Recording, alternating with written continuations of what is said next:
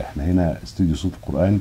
اي حد بيقدم على موضوع اختبار اذاعه بنعمل له اختبارات وتجهيزات قبل ما يروح الاذاعه، عشان طبعا ربنا يوفقه. امين. والصعيد ولاده وستظل ان شاء الله. امين يا رب. ربنا يوفقك يا رب. ربنا يبارك في حضرتك. السلام عليكم ورحمه الله وبركاته. اهلا بيكم معانا في حلقه جديده من برنامج نجوم القرآن والانشاد. ومعانا النهارده موهبه جديده في ضيافه دكتور طه ابو وهاب من استوديو صوت القرآن. اهلا بحضرتك يا دكتور، متشرف بيك. اهلا بحضرتك، اهلا وسهلا. متشرفين بضيافتك ومتشرفين بحضرتك معانا في البرنامج. ده وجودكم شرف ليا والله. الله يبارك لحضرتك. ونتشرف بالموهبه اللي معانا. اهلا بحضرتك شيخ احمد. ربنا يبارك في حضرتك. حضرتك عرفنا بنفسك بقى. احمد سالم العطواني من محافظه اسوان، مركز ادفو. تمام. موهبه حضرتك ايه يا شيخ احمد؟ والله يعني العمل حاجة تانية خالص. العمل أنا مهندس زراعي، بس أنا موهبة من أنا وصغير. يعني الوالد اهتم بتنشئتي في القرآن، وبعد كده لما كبرت شوية يعني ختمت الحمد لله، ختمت القرآن كنت في أولى إعدادي. وبعد كده ابتديت بقى أهتم بقى بالإنشاد الديني. في الجامعة بقى يعني رحت الابتهالات وقدمت مسابقات، خدت المركز الأول على جامعة قنا، من جامعة قنا. فبعد كده ابتديت بقى أهتم بالابتهالات واهتم بالإنشاد الديني. يعني حضرتك قارئ ولا مبتهل؟ قارئ ومبتهل. خاتم القرآن؟ الحمد لله خاتم القرآن. تمام. طيب ايه الخطة اللي حضرتك حاططها، او ايه المنهج اللي ماشي عليه؟ والله الحمد لله يعني أنا قدمت في الإذاعة في الابتهالات الدينية. ان شاء الله يعني ناوي ان شاء الله برضو ان انا اقدم كقارئ، والواحد عاوز يعمل صدقة جارية ليه، يعني حتى بعد ما ماتوا تبقى صدقة جارية، قرآن يتلى الى يوم القيامة. يعني ده شرف لينا، يا ريت يعني نتمنى ذلك. اللهم امين يا رب العالمين. شيخ احمد، حضرتك تواصلت معانا وكان عندك حرص شديد واصرار شديد ان انت تلتقي بدكتور طه ابو وهاب. والله الدكتور طه يعني سمعته ما شاء الله يعني عليه في الوطن العربي في العالم الإسلامي كله.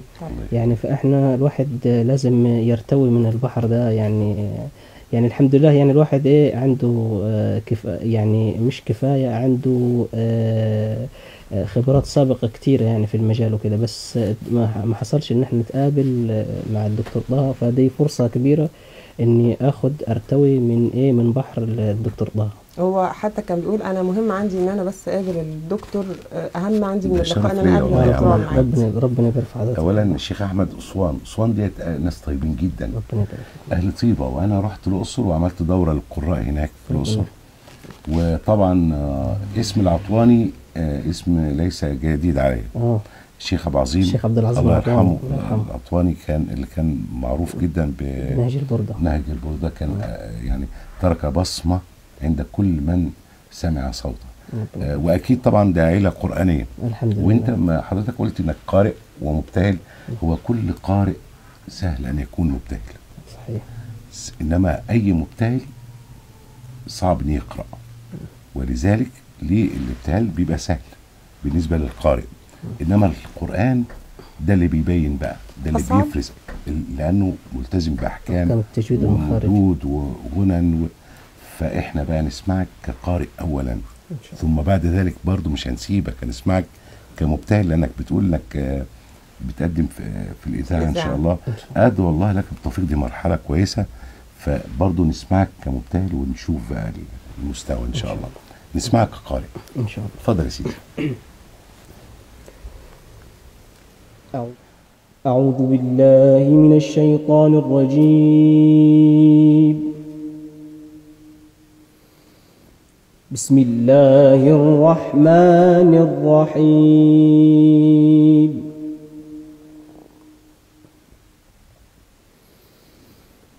من جاء بالحسنة فله خير منها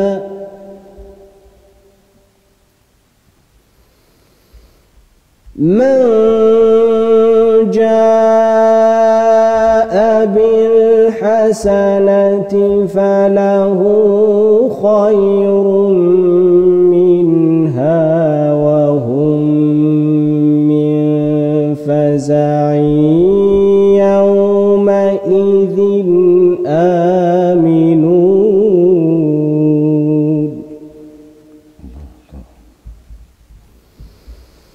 ومن جاء بالسيئة فكبت وجوههم في النار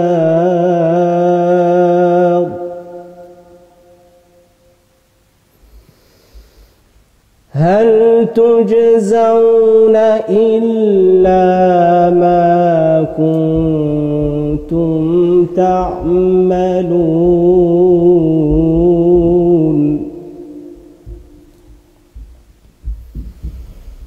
إنما أمرت أن أعبد رب هذه البلدة الذي حرمها وله كل شيء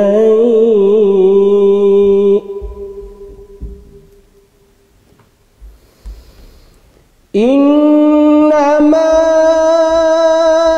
أمرت أن أعبد رب هذه البلدة الذي حرمها وله كل شيء وأمرت أن أكون من المسلمين وأمرت أن أكون من المسلمين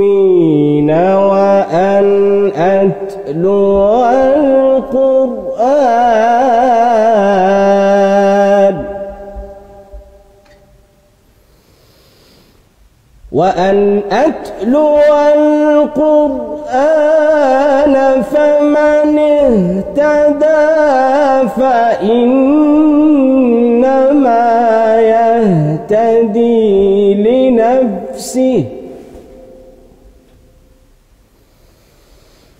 فمن اهتدى فإنما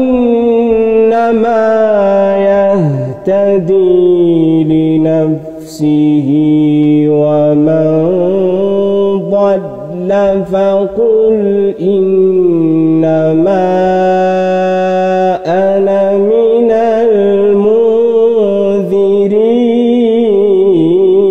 المنذرين وقل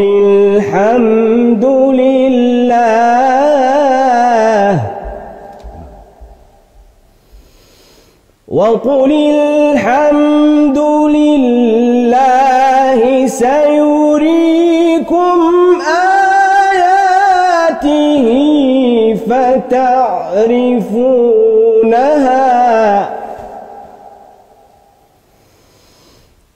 وقل الحمد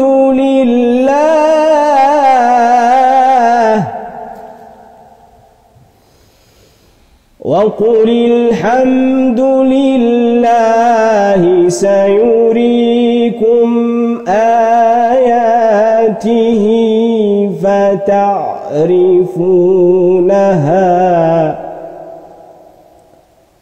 وما ربك بغافل عما تعملون صدق الله العظيم. تعقيب حضرتك. الشيخ احمد صوت حلو، صوت دافي، صوت جميل. اللي عجبني في حاجات كتير قوي. اولا لما رحت العب بتاع الصعيد لقيتهم متاثرين قوي بالشيخ المنشاوي رحمه الله والشيخ عباس، دولت مدرستين. انما حاسس ان احمد ده صوت احمد اللي بيأثر متاثر بهذا او بذاك. شويه حاجات بس ياخد باله منها. القرار هو قعدة الصوت، هو اللي بيبين شخصية القارئ. الثقة الثقة في القرآن، الثقة في الصوت، الثقة في النفس، الثقة في نفسي ان انا هكمل الآية. بدأت بقرار بيات، رحت للصبا. اي سؤال، اي استفهام زمان، هل تجزون؟ ده سؤال اهو. الا ايه؟ الا ما كنتم تعملون. يبقى ده سؤال، يبقى هقف ايه؟ بعمل علامة استفهام بصوتي. إلا ما كنتم تعملون، كده سؤال.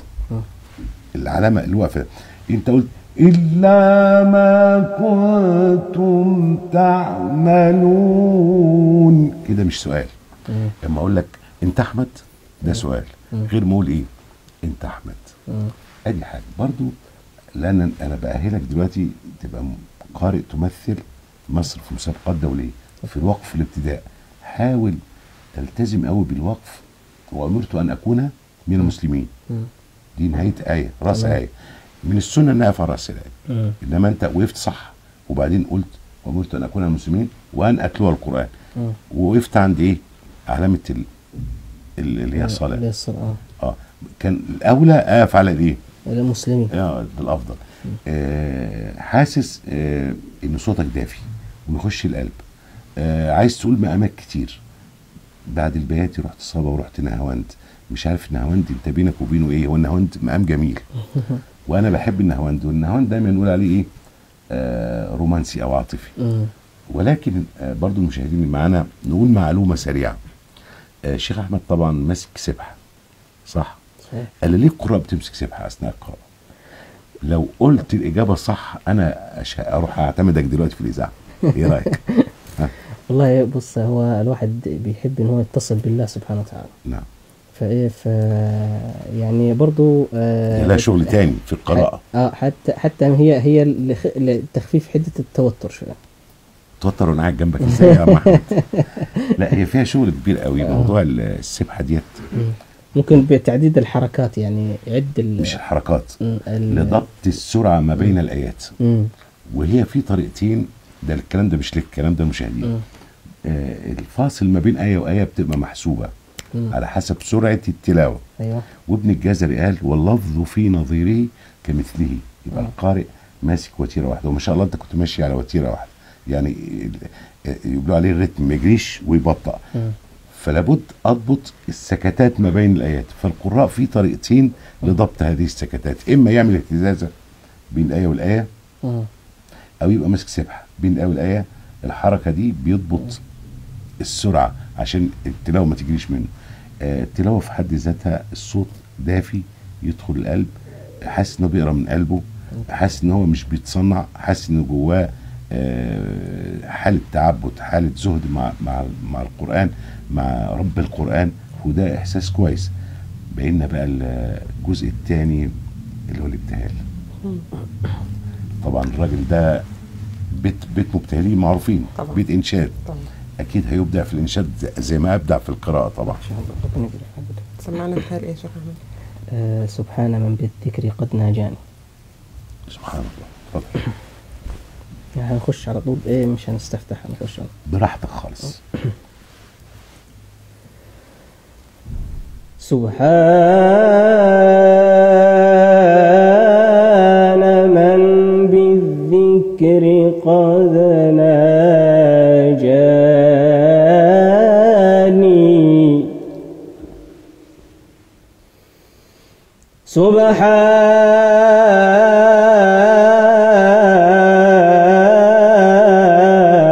سبحان من بالذكر قد ناجاني. خلق الوجود، خلق الوجود، خلق الوجود بدقة وبيان.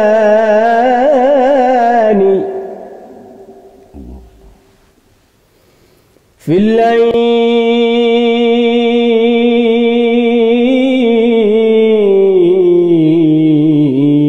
أشهد في القيام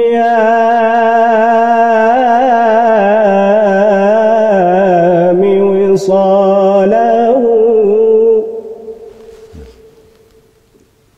في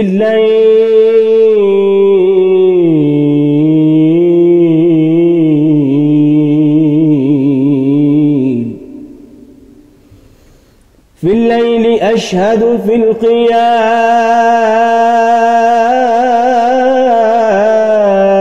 وصاله بالنور في قلبي، بالنور في قلبي من الإيمان،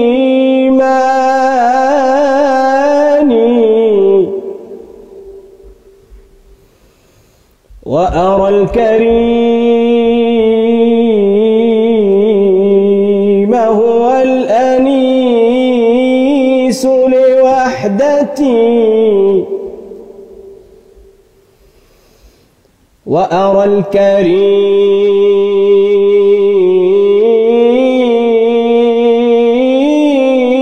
هو الأنيس لوحدتي،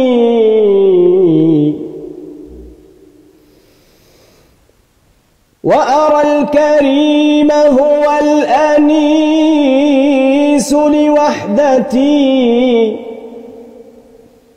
وأرى الظلام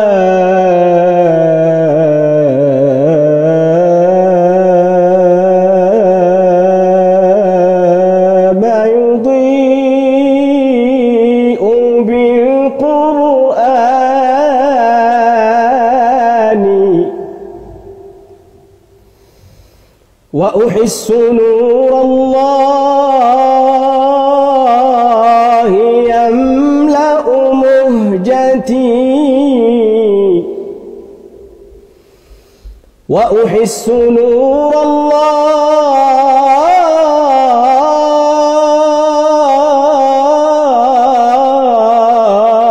الله يملأ مهجتي،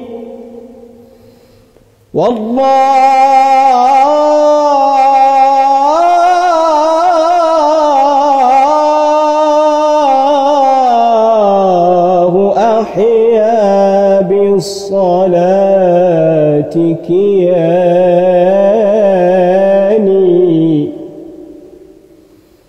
وأحس نور الله يملأ مهجتي،